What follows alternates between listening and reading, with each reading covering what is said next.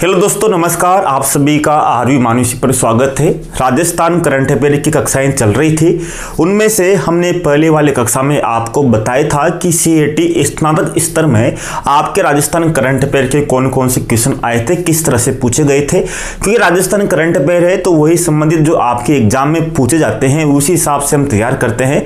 आपकी स्टेनोग्राफर की जो परीक्षा हुई थी राजस्थान में, उसमें कौन कौन से करंट अफेयर के क्वेश्चन थे, सितंबर माह में कौन कौन से करंट अफेयर के क्वेश्चन थे। तो आपके जैसे दिसंबर में संस्कृत विभाग का एग्जाम है तो उसमें हमें देखना होगा कि आपके पिछले 6 महीने से 1 साल के भीतर महत्वपूर्ण राजस्थान करंट अफेयर की स्थिति क्या है उनको बारे में अध्ययन करेंगे।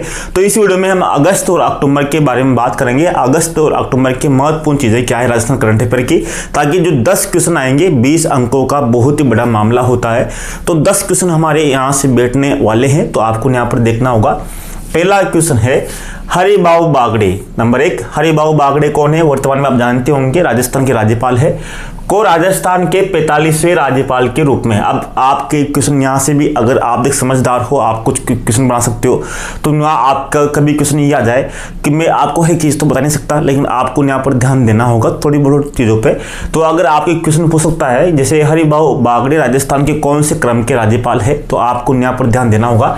एक 45वें क्रम के राज्यपाल राजस्थान में के रूप में शपथ किसने दिलवाई? तो इनको शपथ कौन दिलाता है? राजस्थान उच्च न्यायालय के जो मुख्य न्यायाधीश है वो शपथ दिलाता है। तो इनको शपथ किसने दिलवाई? एम श्रीवास्तव ने दिलवाई, यानी कि मानेंद्र मोहन श्रीवास्तव ने इनको शपथ दिलवाई थी। तो किसको?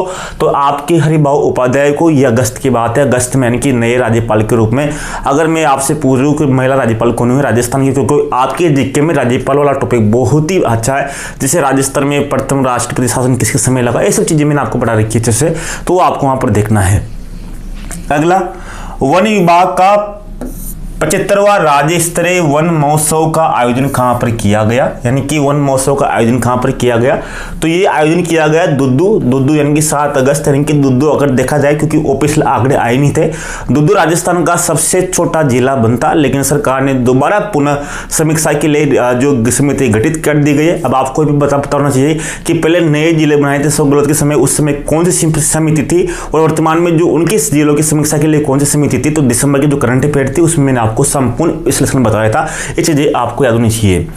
मुख्यमंत्री अनुप्रति योजना के तहत कितने छात्रों को योजना का लाभ मिलेगा? अनुप्रति योजना यानी कि शिक्षा में, यानी कोचिंग करते हैं तो कोचिंग में उनको कितने छात्रों को सहायता मिलती है? जैसे बहुत से बच्चे होते हैं जो आरएस की तैयारी करते हैं, आईएएस की तैयारी करते हैं, नीट की तैयारी करते हैं, आईआईटी की तैयारी करते हैं, तो उनको मिलती है सहायता। तो इस बार 30,000 छात्रों को सहायता मिलेगी, पहले ये 15,000 छात्रों को सहायता मिलती थी। वन विकास संरक्षण एवं सुरक्षा की श्रेणी में, वन विकास संरक्षण एवं सुरक्षा की श्रेणी में वर्ष 2022 के लिए अमृता देवी विश्नोई स्मृति पुरस्कार किसे दिया गया?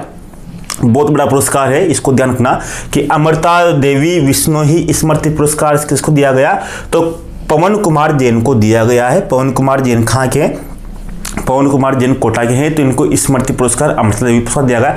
ये वन संरक्षण के लिए दिया जाता है अमृता देवी पुरस्कार, जिसको आपको यहाँ पर ध्यान देना है। अगला क्वेश्चन क्या है? अगला है राजस्थान के किस जिले से बीजेपी विधायक अमृतलाल मीणा का निधन हो गया है? तो किस जिले से, यानी कि किस जिले से बीजेपी विधायक अमृतलाल मीणा का निधन हो गया है? क्योंकि अभी तक आपके देखिए राजस्थान करंट अफेयर, राजस्थान के जो जिले किए गए हैं उन नए जिलों से अभी तक आपके जो एग्जाम हो रहे हैं वहां से कहीं से भी क्वेश्चन नहीं आया है। लेकिन फिर भी हम बात कर सकते हैं कि आपका जो उदयपुर से एक अलग जिला बनाया था सोगल सरकार ने सलम्बर से, तो सलम्बर से ये विधायक थे अमृतलाल मीणा, जिनका निधन हो गया था। और अभी 7 सीटों पर राजस्थान में चुनाव हो रहे हैं, और अभी आपके घोषणा भी हो गई है कि आपके नवंबर में चुनाव है। ठीक है, इसके बाद में एक पेड़ मां के नाम हरियाणा और राजस्थान अभियान कब किया गया, लॉन्च कब किया गया था? तो ये 7 अगस्त 2024 को लॉन्च किया गया था। एक पेड़ मां के नाम अभियान बहुत बड़ा अभियान था। एक पेड़ मां के नाम स्कूलों में सब जगह लॉन्च किया गया था, क्योंकि 7 अगस्त को क्या था? 7 अगस्त को राजस्थान में एक हरियाली तीज का महोत्सव होता है, हरियाली तीज का त्योहार होता है।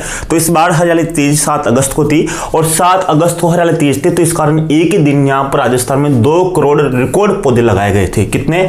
2 करोड़ पौधे लगाकर एक रिकॉर्ड बनाया गया था। कब? 7 अगस्त 2024 को। इस तरह से भी क्वेश्चन बन सकते हैं आपके, ठीक है। यानी कि कब किया गया है 23 को। ये क्वेश्चन आप बना सकते हो, ये क्वेश्चन से 3-3, 4 क्वेश्चन आप बना सकते हो। तोड़ मरोड़ कर कैसे भी पूछे, आपको यहाँ का आंसर होना चाहिए। जैसे आपको पूछ ले कि राजस्थान में कब वनों का 2 करोड़ पौधे रोपकर रिकॉर्ड बनाया गया, तो 7 अगस्त आ सकता है। या फिर आप कह सकता है कि एक पेड़ माँ के नाम, या हर हल राजस्थान कब लॉन्च किया गया। ये चीजें आपको यहाँ पर ध्यान देनी है। एक एक क्वेश्चन आप यहाँ आराम से देखो। किस जिले में स्थित काजीपुरा में श्री गंगा भैरव घाटी, श्री गंगा भैरव घाटी पर लेपर्ड सफारी तैयार की जाएगी। लेपर्ड सफारी ये कहाँ पर है? श्री गंगा भैरव घाटी कहाँ पर है? तो ये आपके अजमेर में है, जहाँ पर लेपर्ड सफारी तैयार की। जैसे अपन रणथंभौर में जाते हैं तो वहाँ टाइगर सफारी का आनंद लेते हैं, तो वहाँ पर आपके स्थित है काजीपुरा अजमेर में, जहाँ पर श्री गंगा भैरव घाटी है, तो वहाँ पर की जाएगी। पूर्व विदेश मंत्री नटवर सिंह का निधन हो गया, तो उनका संबंध किस जिले से है? तो नटवर सिंह का संबंध पूर्व विदेश मंत्री थे। तो कथन बता सकते हैं कि नटवर सिंह के बारे में कौन कौन से कथन सही है। नंबर 1, ये विदेश मंत्री रहे। नंबर 2, इनका संबंध जिनका संबंध जो भरतपुर से था, और साथ में कितने वर्ष के थे? 95 वर्ष के थे। अलग अलग चीजें आ सकती है। तो नटवर सिंह भरतपुर के थे और इनका 95 वर्ष की आयु में इनका निधन हो गया, और इनका संबंध कांग्रेस पार्टी से था। और मनमोहन सिंह के कार्यकाल में, मनमोहन सिंह की जो सरकार थी प्रथम कार्यकाल में, ये 2004 से 2005 तक विदेश मंत्री भी रहे थे। कौन? नटवर सिंह है ना, राजस्थान के भरतपुर के रहने वाले, तो 1 साल के लिए विदेश मंत्री भी रहे थे। राजस्थान डिजिटल हेल्थ मिशन की शुरुआत कब हुई? राजस्थान डिजिटल हेल्थ मिशन की, यानी कि इसमें क्या हुआ कि इस मिशन में सभी बच्चे थे, बच्चों के आईडी कार्ड बनाए गए, उनका संचय किया गया। हमने भी किया स्कूल में, बच्चों का सिलेक्शन किया, कितना उसका वजन है, कितनी लंबाई है, उनसे 50-60 क्वेश्चन पूछे गए हमने कि क्या है क्या नहीं है, कोई बीमारी है। तो इसकी शुरुआत हुई थी वो 14 अगस्त को हुई थी। जो राजस्थान के जो स्वास्थ्य मंत्री थे गजेंद्र सिंह क्यूसर ने इसकी शुरुआत की थी 14 अगस्त को। गजेंद्र सिंह क्यूसर ने इसकी शुरुआत की। राज्यपाल ने स्वतंत्रता दिवस के अवसर पर राजभवन में युद्ध स्मारक के रूप में किस टैंक का लोकार्पण किया? तो टैंक T55 टैंक है, जिसने 1971 की भारत पाकिस्तान के युद्ध में महत्वपूर्ण भूमिका निभाई थी, तो उसका लोकार्पण किया था टैंक T55 का। अगला क्वेश्चन है, 78वें स्वतंत्रता दिवस पर विशिष्ट अतिथि के रूप में शामिल हुई हॉकी वाली सरपंच। हॉकी वाले सरपंच से कौन फेमस है राजस्थान में? अब देखो, हॉकी वाले सरपंच के नाम से मशहूर है नीरू यादव। कौन है? नीरू यादव। राजस्थान में हॉकी वाले सरपंच कौन है? नीरू यादव को। कहाँ की सरपंच है जो 75वें स्वतंत्रता दिवस पर शामिल हुई? तो कहाँ की सरपंच है ये? तो ये लोम्बी हईर ग्राम पंचायत की सरपंच है। लोम्बी हईर ग्राम पंचायत की। कहाँ पर है? झुंझुनू जिले में है। तो नीरू यानी कि क्वेश्चन आया था कि हॉकी वाले सरपंच के नाम से कौन मशहूर है? तो नीरू यादव है। कौन से गांव की सरपंच है? कौन से जिले में है? तो लोम्बी हईर ग्राम है और झुंझुनू जिले की है। राजस्थान में पेपर लीक मामलों में बड़ा खुलासा करने वाले एसओजी के मुखिया कौन है जिनको राष्ट्रपति पदक से नवाजा गया है? अब एसओजी ने, आप देखो, अभी एसआई भर्ती में बहुत से बच्चों को दर्द रखा, अभ्यर्थी को रख रखा। हम तो इतनी मेहनत करते हैं कि बच्चों को मेरिट आएगी, लेकिन आप देखो पेपर नकल करके बहुत से अभ्यर्थी डायरेक्टली वहाँ चले गए, तो बच्चों का सिलेक्शन कैसे होगा? लेकिन बहुत अच्छी बात है कि एसओजी ने इस बार बहुत ही अच्छा काम किया है। चाहे एसआई भर्ती हो, अभी यूआरओ के एग्जाम था, तो बहुत बड़ा एग्जाम होता है। यूआरओ एक बहुत बड़ा पद होता है नगर पालिका में, तो उसके माध्यम से पूरी नगर पालिका चलती है। उसमें बहुत बड़ा भ्रष्टाचार हुआ है, जिसमें बीकानेर से अलग अलग जिलों से एक साथ बहुत से अभ्यर्थियों को दर्द पहुंचा, जिन्होंने नकल के माध्यम से, अलग अलग माध्यम से। तो कभी ना कभी उनका बड़ा रिपोर्ट नहीं वाला था, लेकिन अब जो भी पकड़ाई में आएंगे उनको नानी याद आ जाएगी कि किस तरह से नकल की जाती है। उनको अपना घर वालों को पता लग जाएगा। 10-20 लाख रुपए खर्च हो चुके हैं उनके। तो इस तरह से भले सिलेक्शन अपन मेहनत करें, लेकिन ईमानदारी से हमें इसकी तैयारी करनी चाहिए। बिना इसके चीज़ों को हमें अनैतिक चीज़ों से उपयोग नहीं करना चाहिए, ये बात हमें ध्यान रखना चाहिए। तो विजय कुमार सिंह थे एसओजी। अभी जो एसओजी को जो मुखिया है वो विजय कुमार सिंह है, और एडीजे है विजय सिंह है। तो ये विजय कुमार सिंह किसके? एसओजी के मुखिया है, जिनको राष्ट्रपति पदक से दिया गया। Durgadas Rathore life times achievement award किसे प्रदान किया गया? तो Durga Rathore life time achievement award किसे प्रदान किया गया? तो गौरी देव को दिया गया। आज दुर्गादास राठौड़ कहाँ के? जोधपुर के थे। आज दुर्गादास राठौड़ की छतरी कहाँ पर है? उज्जैन में। कभी आप महाकाल जाओ उज्जैन में तो वहाँ पर आप दुर्गादास राठौड़ की छतरी भी पास में आप देख सकते हो, तो वहाँ पर आपको मिल जाएगी। तो दुर्गादास राठौड़ की छतरी कहाँ पर है? उज्जैन में है। और इनको किसको दिया गया? तो गौरी देवी को दिया गया। फेमिना मिस इंडिया राजस्थान 2024 का खिताब किसने जीता? तो वैष्णवी शर्मा ने जीता मिस इंडिया फेमिना। किस जिले में निकिल और क्रोमियम के भंडार मिले हैं? तो डूंगरपुर जिले में क्रोमियम और निकिल के भंडार मिले हैं। साथ में यहाँ पोटास के भंडार मिले हैं। ये भी आपको यहाँ पर ध्यान देना है। अगला है हिंदी प्रचार समिति का वर्ष, हिंदी जो राष्ट्रभाषा है, हिंदी प्रचार समिति का वर्ष 2024 का सर्वोच्च जो साहित्य श्री पुरस्कार है, साहित्य श्री पुरस्कार का सम्मान किसे प्रदान किया गया? तो प्रफुल्ल प्रभाकर को प्रदान किया गया।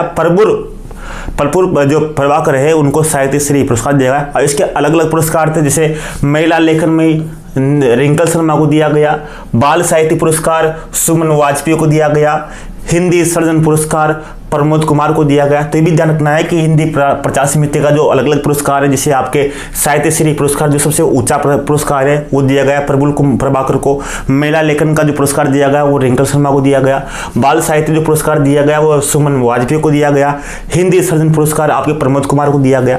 ये जो पीडीएफ है, इसकी पीडीएफ आपको जो आपका ऐप है, ऐप में इसकी पीडीएफ आपके जो कोर्स में ऐड कर दूंगा वहाँ आपको मिल जाएगी। तो वहाँ से आप इसको डाउनलोड कर सकते हो अपने फोन में, और इसके आपको अलग से नोट बनाने की कोई जरूरत नहीं है। तो वहाँ से आप कोर्स में से वहाँ से इस पीडीएफ आपको मिल जाएगी, अलग से आप मेहनत ना करें।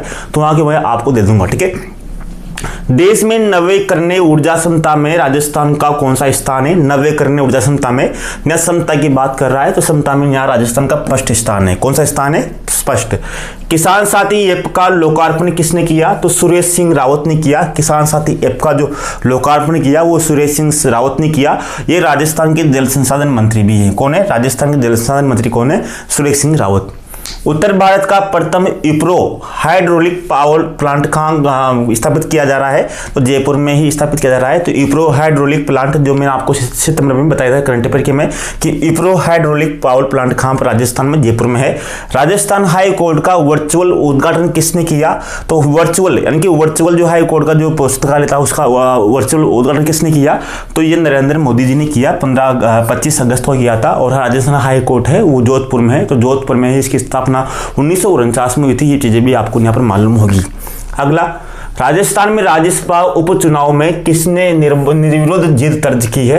तो राजस्थान का जो उपचुनाव हुआ उसमें जो पंजाब के थे रवनीत सिंह बिट्टू, तो रवनीत सिंह बिट्टू को उपचुनाव में निर्विरोध इनको चुना गया राजस्थान से राज्यसभा के लिए। और वर्तमान में ये राज्य मंत्री है, यानी कि रेल राज्य मंत्री है। जैसे अश्विनी वैष्णव तो कुल वेद मंत्री है, उनके नीचे प्रभार इनको रवनीत सिंह बिट्टू को, तो ये चुने गए थे। किस जिले में इंडस्ट्रियल स्मार्ट सिटी बनाई जाएगी? तो इंडस्ट्रियल स्मार्ट सिटी जोधपुर और पाली में बनाई जाएगी। मिसेज राजस्थान 2024 का खिताब किसने जीता? तो सलोनी वर्मा जयपुर की रहने वाली है जिसने मिसेज राजस्थान 2024 का खिताब जीता। ये अगस्त की महत्वपूर्ण करंट अफेयर थी। साथ में मैंने आपको पूरी यहाँ से लेकर पूरी करंट अफेयर यहाँ से बताई थी। ये मैंने आपको स्टेनोग्राफर में कौन कौन से क्वेश्चन आए थे, आपके पूरे क्वेश्चन मैंने आपको पहले वाली वीडियो में कर देते जो आपके यूट्यूब पर भी मिल जाएंगे, साथ में आपको कोर्स में मिल जाएंगे। पूरी पीडीएफ कोर्स में है, सब चीज़ें आपको यहाँ पर मिल जाएगी ताकि बच्चों को अगर यहाँ यूट्यूब पर देखते हो तो यूट्यूब पर आपको देखने में दिक्कत आती है, ऐप पर आप आराम से बिना किसी एड के आराम से देख सकते हो, क्योंकि कुछ वीडियो वहाँ रहते हैं, कुछ वीडियो यहाँ भी रहते हैं। तो इस बात को आप समझना। तो वहाँ पर आपको पूरी पीडीएफ वहाँ प्राप्त हो जाएगी। और अगले वीडियो में हम जो पूरी 106 मंथ की जो आपकी है जो महत्वपूर्ण जैसे आयोग है, नियुक्तियां हैं, आपकी जितनी भी जो चीजें हैं, चर्चित स्थान है, उनको देखेंगे कि प्रमुख नियुक्तियां कौन सी हुई, प्रमुख स्थान कौन कौन से हैं, प्रमुख खिलाड़ी कौन कौन से, उनके बारे में एक लिस्ट बना के लाएंगे ताकि आप एक संपूर्ण करंट अफेयर आपके यहाँ राजस्थान की हो जाए। मिलते हैं नेक्स्ट राजस्थान करंट अफेयर के वीडियो में।